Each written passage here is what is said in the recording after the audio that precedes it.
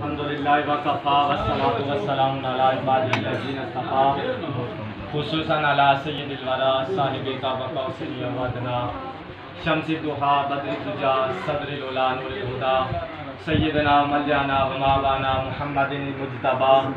الذی کان نبیا و آدم بین الماء والطین وعلی آلہ واصحابہ اجمعین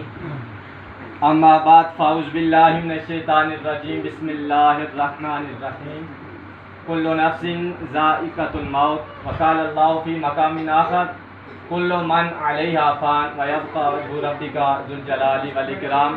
صدق اللہ مولانا العظیم ان اللہ وملائکتہ یصلون علی النبی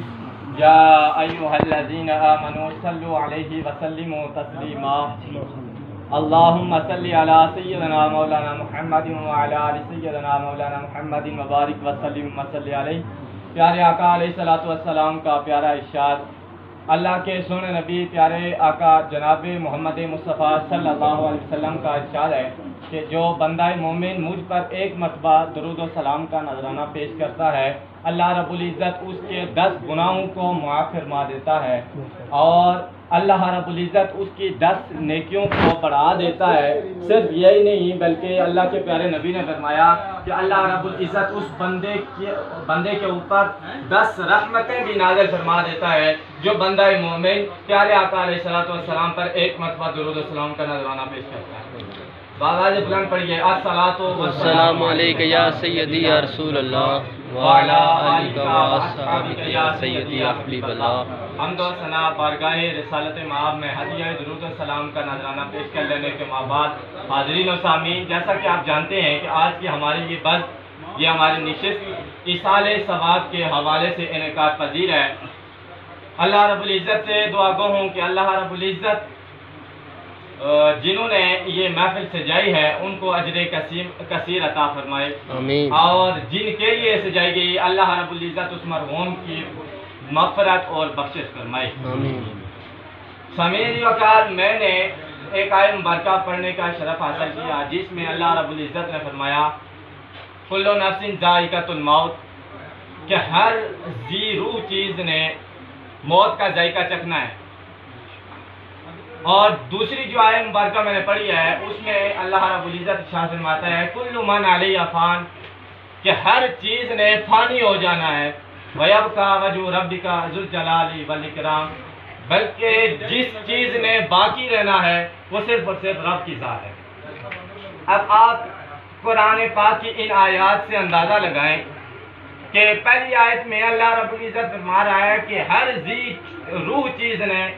موت کا ذائقہ چکھنا ہے، اور پھر دوسری آیت مبارکہ میں ارشاد فرمایا ہے دوسرے مقام پر کہ ہر ذی روح جو ہر چیز جو دنیا میں آئی ہے وہ جو ہے فانی ہے، بلکہ جو رب کی ذات ہے صرف وہی باقی رہنے والی ہے۔ سامعین وقار، ہر ایک چیز کو موت آنی ہے اور ہر ایک چیز نے اس دنیا سے جانا ہے۔ ہم یہ جو مال اکٹھا کرتے ہیں، پیسے بناتے ہیں، گھر بناتے ہیں،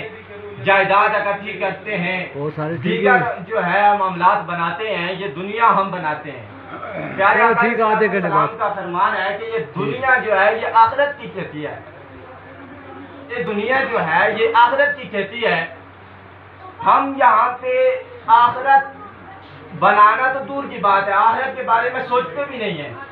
ہم صرف یہی سوچتے ہیں اور یہی کرتے ہیں کہ ہم نے دنیا بنانی ہے، ہمارا نام یہاں پہ ہو جائے، ہمارے پاس اتنے پیسے آ گئے تو ہمارا نام وہاں پہ اس لسٹ پہ آ جائے گا، وزیر اعظم مجھے پہچان لے گا، جو وزیر ہے مجھے وہ پہچان لیں گے۔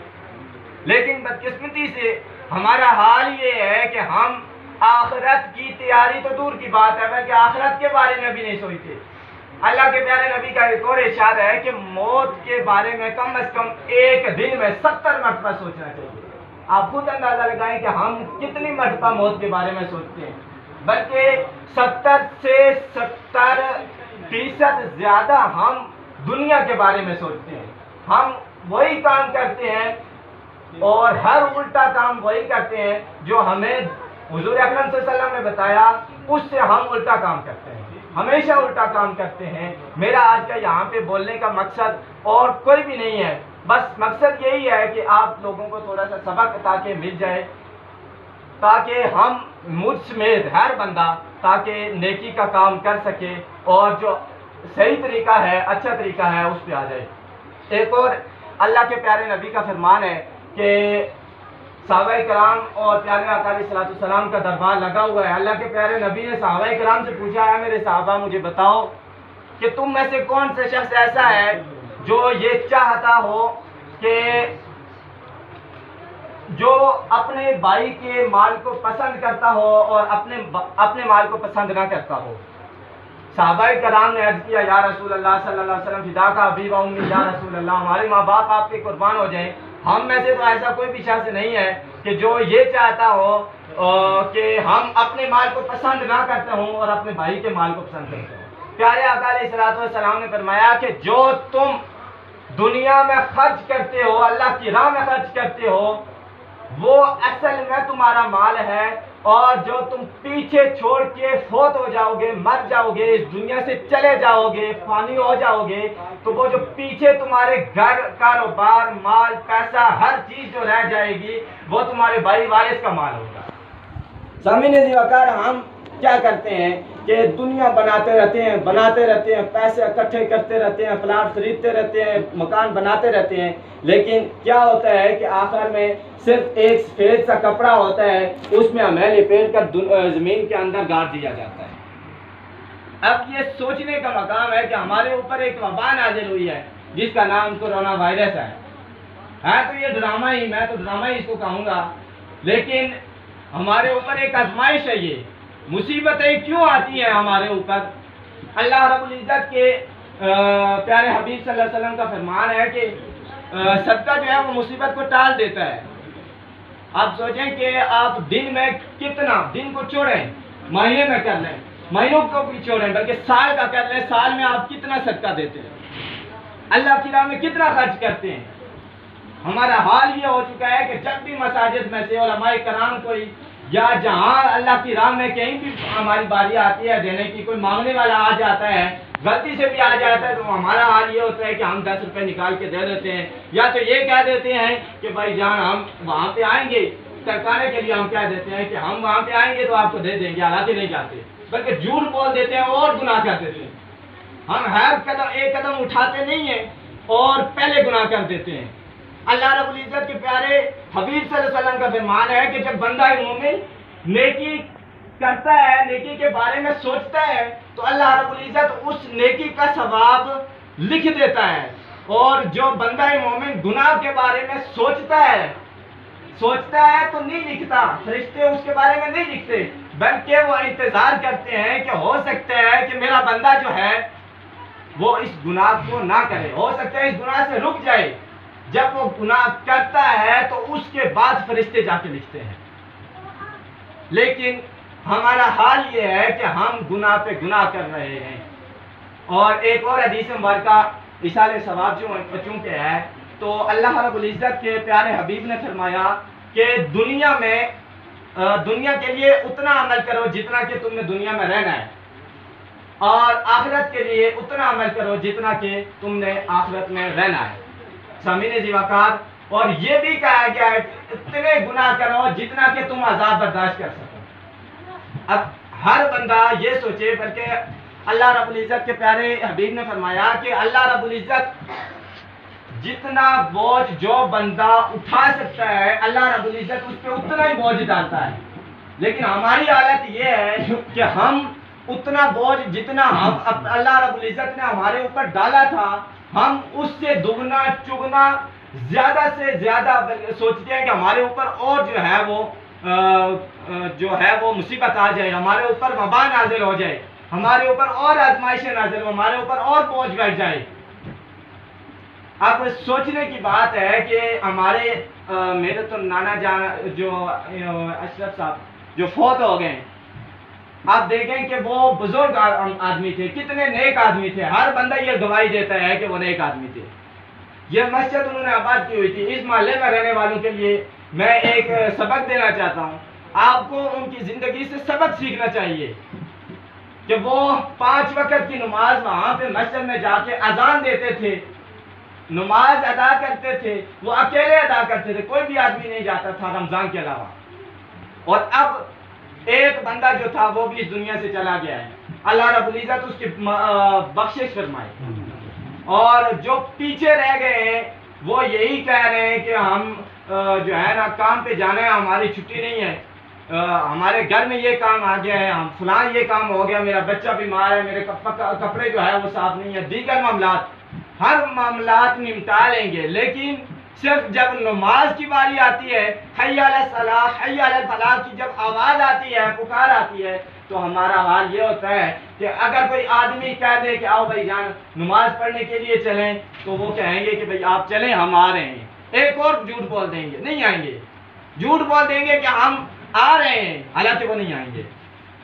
ضرورت اس امر کی ہے کہ ہمیں سوچنا چاہیے، پیارے آقا علیہ الصلوۃ والسلام جب معراج کی شب اللہ رب العزت کے پاس گئے تو وہاں سے ہمارے لیے نماز کا تحفہ لے کے آئے، 50 نمازیں تھیں ہمارے اوپر۔